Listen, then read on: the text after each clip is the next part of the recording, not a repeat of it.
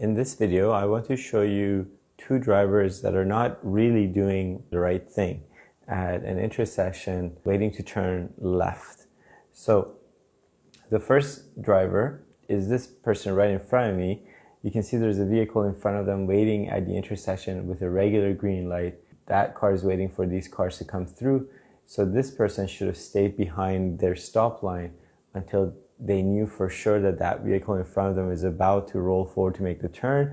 And if the light is still green, then they can proceed into the intersection to figure out whether it's time for them to go or whether they should just stop in their waiting position. But aside from this person really pulls a dangerous stunt, in my opinion, and that is to cut off the oncoming traffic when they are so close to the intersection, right?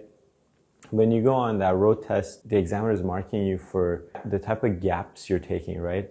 Are you on one side of the spectrum? Are you being such a cautious driver that the traffic is like 3 blocks away, your path is completely clear and you're not making a turn, right? That's going to be also not good because it's creating confusion for other drivers, creating frustration. So that side of the spectrum is not good, but the more dangerous side of the spectrum, if you will, is when you don't have a safe gap and you try to take a gamble and make the turn.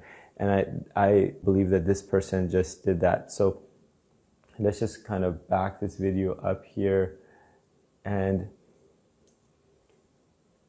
look how close that vehicle is from the intersection.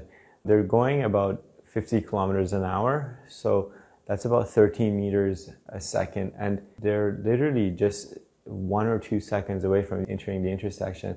And this person decides now is a good time to make a turn.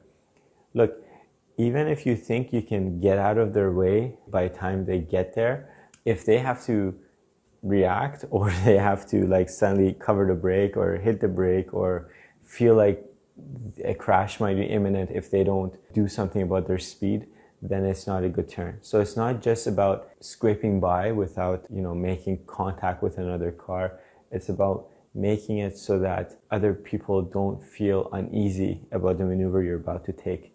So in this case, I would say right this second is when they actually just cleared the path of this vehicle, and this car is literally about to enter the intersection. So we are 9 seconds into the video and now we're 11 seconds into the video. So they made that maneuver with about a 1 to 2 second buffer. That is not a safe enough gap for you to be taking that maneuver, especially considering how they had such a big gap here now that they could have just made their turn onto. So did they really have to cut in front of that last car? No, right? So if someone did that on the test, very likely than not, an examiner would fail them for that type of maneuver, right?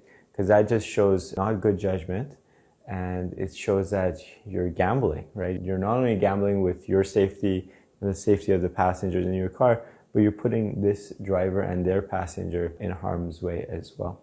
So I show you these videos so you can get a feel for what's a safe gap and what is not a safe gap. And this was clearly one of those examples where it's not a safe gap. So pay close attention when you're coming up to an intersection to see where is that gap, right? Like as I'm approaching here,